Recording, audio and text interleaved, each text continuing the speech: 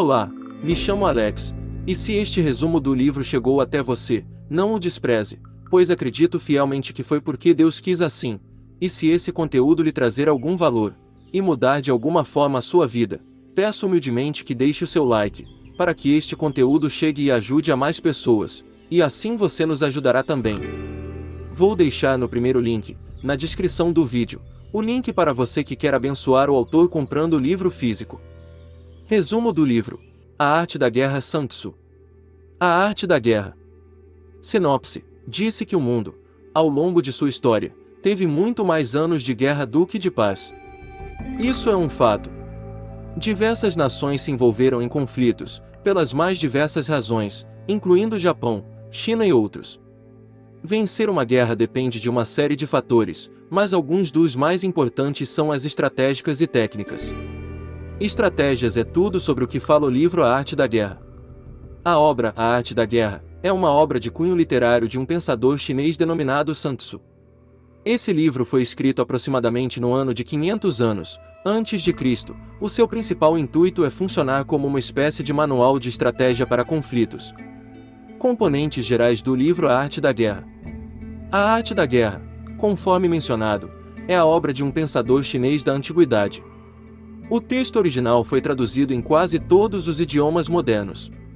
Ao longo de 13 capítulos, Sun Tzu leva o leitor a conhecer os mais diversos elementos presentes em uma estratégia vitoriosa de guerra.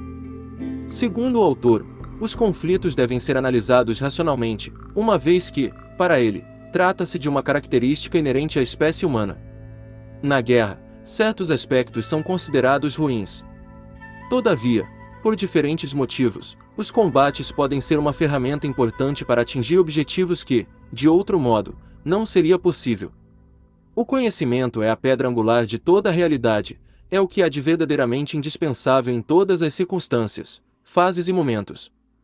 Nesse contexto, o autoconhecimento ocupa um papel de destaque, permitindo que os indivíduos, e as nações, conheçam a si próprios. Além disso, é extremamente importante, segundo o autor, conhecer o seu inimigo. Saber quem ele é, de onde ele vem, quem faz parte do grupo dele, o que ele faz, quais são seus pensamentos e atitudes, que cultura eles têm, como é o povo, saber os pontos fortes, estar ciente das fraquezas, estar por dentro dos seus segredos, enfim, conhecer ele a fundo, em vários aspectos.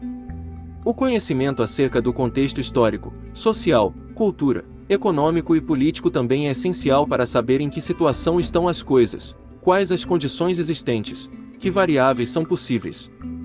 O livro de Sun Tzu é uma das obras mais valiosas da história da humanidade. É também um dos mais difíceis de entender. Grande parte da escrita de Sun Tzu é baseada em conceitos da ciência e filosofia tradicional chinesa com as quais os leitores modernos não estão familiarizados. Simplesmente ler uma tradução em inglês de Sun Tzu lhe dá uma ideia muito pequena de seus métodos. Existem várias barreiras sérias que nos impedem de compreender o texto. Muito do que ensina é diametralmente oposto ao que achamos que sabemos sobre a competição. Isso começa com a competição não como um conflito, mas como uma forma de comparação. Para começar, damos uma ideia do que o livro cobre neste breve resumo de seus capítulos.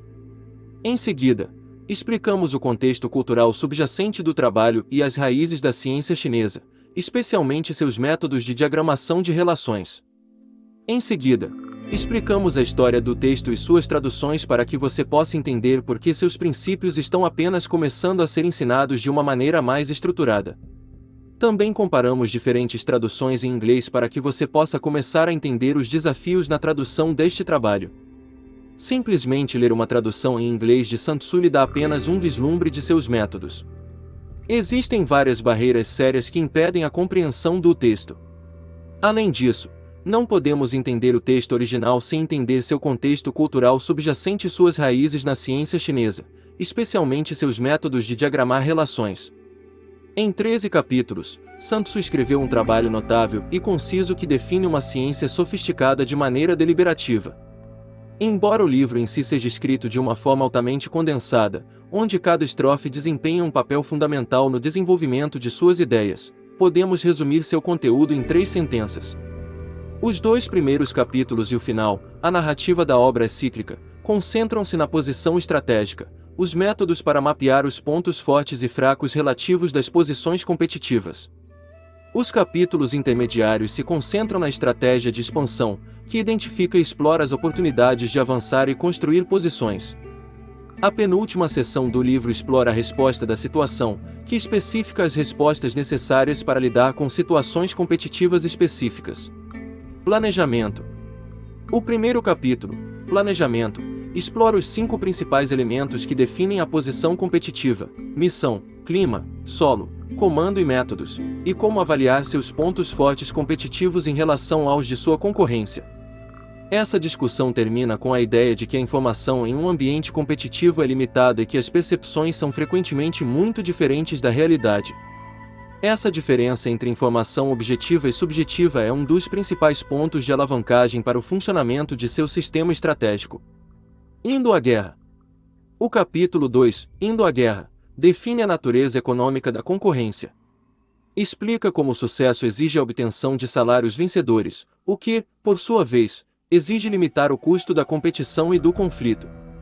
Este capítulo é crítico para entender por que Sun Tzu ensina a vencer sem conflito. Por definição, o conflito é caro. Derrotar oponentes e vencer batalhas pode satisfazer o ego, mas Sun Tzu considera esse objetivo um tolo. Planejando o ataque. O capítulo 3, Planejando o ataque, define a natureza da força. É importante entender que, por ataque, Sun Tzu significa especificamente a ideia de se mudar para um novo território, não necessariamente de batalha ou conflito. Conceitualmente, você deve expandir ou avançar sua posição atual para sobreviver. Embora a defesa seja menos dispendiosa do que o avanço no curto prazo, a mudança mina as posições existentes, portanto, se não estiverem avançadas, elas devem falhar. Posicionamento. O capítulo 4, Posicionamento, explica como você deve usar posições competitivas. Suas habilidades para se defender e avançar são ambas baseadas em sua posição atual. Para chegar onde você quer ir, você deve começar de onde você está. Você não cria as aberturas ou oportunidades de que precisa para avançar porque o ambiente é muito grande e complexo para ser controlado. Em vez disso, você deve aprender a reconhecer oportunidades criadas por mudanças no ambiente. Força. O capítulo 5, Força, explora a energia que impulsiona todos os esforços humanos, a imaginação. Uma das razões pelas quais os ambientes competitivos são caóticos é que a criatividade torna a previsão impossível. A imaginação humana é infinita. Sua capacidade infinita também torna infinitas as possibilidades da riqueza e do progresso humano. No entanto, essa criatividade deve estar firmemente ligada à realidade. Criatividade não funciona sozinha. Deve ser emparelhado com métodos comprovados, ou seja, o conhecimento existente, para ser eficaz. Juntos, eles criam o que Sun Tzu chamou de força ou impulso. Fraqueza e força. O capítulo 6, Fraqueza e força, examina o sistema circulatório de ambientes competitivos, o mecanismo subjacente da mudança. Como a água flui a jusante, há um equilíbrio natural das forças na natureza. Vazios são preenchidos. Os excessos são esvaziados.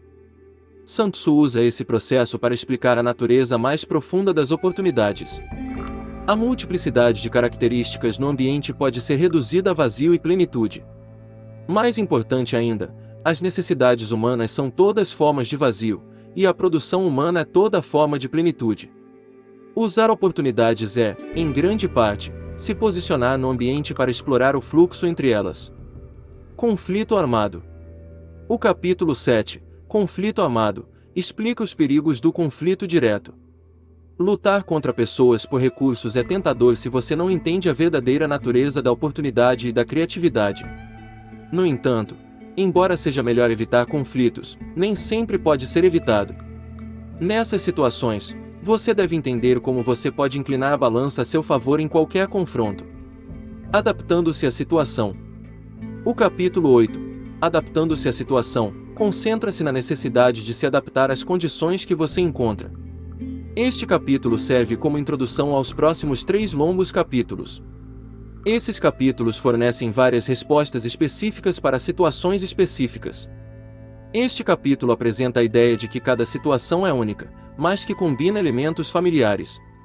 Embora devamos ser criativos e flexíveis, também devemos trabalhar dentro das regras das respostas padrão, e não reagir por ignorância. Marcha Armada. O capítulo 9, Marcha Armada, descreve as diferentes situações em que você se encontra ao entrar em novas arenas competitivas. É o primeiro dos 3 capítulos mais detalhados. Explica o que essas situações significam e como você deve responder a elas. Muito disso se concentra em avaliar as intenções dos outros. Posição de campo. O capítulo 10, Posição de campo, examina as 3 áreas gerais de resistência, distância, perigos e barreiras, e os 6 tipos de posições de campo que surgem a partir deles. Este é novamente um capítulo longo e detalhado, repleto de respostas específicas que devem ser aprendidas. Cada uma das 6 posições de campo que ele discute oferece certas vantagens e desvantagens, tanto em termos de defender quanto de avançar posições futuras. 9 fases. O capítulo 11, 9 fases, descreve 9 situações comuns, ou estágios, em uma campanha competitiva e o reconhecimento e a resposta exigidos em cada uma delas. Este é o último e o mais longo dos capítulos detalhados. Essas 9 situações podem ser geralmente agrupadas em condições precoces, intermediárias e finais, e variam de dispersão a mortal. Em cada uma dessas situações, há uma e apenas uma resposta apropriada. Atacando com fogo. O capítulo 12, Atacando com fogo, discute ataques e respostas ambientais. Como a forma mais mortífera de destruição na Era de Sun-Tzu, os ataques de fogo são um arcabouço para discutir os movimentos de uso e sobrevivência que visam a destruição de um oponente. O capítulo faz isso sistematicamente, examinando os 5 alvos de ataque, os 5 tipos de ataques ambientais e as respostas apropriadas a esses ataques. No entanto, termina com um aviso sobre o uso emocional de armas. Enquanto a concorrência pode ir nessa direção, não deveria. O uso de espiões. O capítulo 13, O uso de espiões, abordasse a questão da espionagem e contra-espionagem durante a guerra. A única maneira de adquirir conhecimento prévio é através de agentes secretos. Existem 5 tipos de agentes secretos: nativos, internos, duplicados, dispensáveis e vivos. Ninguém deve saber um do outro. Agentes nativos são pessoas do país do inimigo. Agentes internos são oficiais inimigos. Agentes duplicados são espiões inimigos. Agentes consumíveis são os que recebem informações fabricadas. Agentes vivos são aqueles que retornam com informações. Os agentes secretos estão próximos da população em geral, onde a maioria das conversas é por meio do boca a boca. Deve-se subornar agentes inimigos e torná-los agentes duplos, usa-os para recrutar agentes nativos e internos. Agentes duplos podem fornecer ideias corretas sobre quais informações podem ser dadas a agentes dispensáveis que, apesar de serem falsos, parecerão confiáveis. Resumo final. A Arte da Guerra é um verdadeiro tratado estratégico, bastante útil até os dias atuais, sobre como proceder para que seja possível se tornar vitorioso no contexto bélico. Nessa obra, aborda-se desde táticas e elementos mais práticos, pragmáticos, até itens de caráter mais subjetivo, aberto, abrangendo dessa forma todos os ângulos e âmbitos possíveis de um conflito. A propósito, se você gosta de ler resumos como este, então se inscreva no canal. Aqui você encontra tudo sobre desenvolvimento pessoal e prosperidade. Um abraço, fica com Deus, sou muito grato por ter você aqui.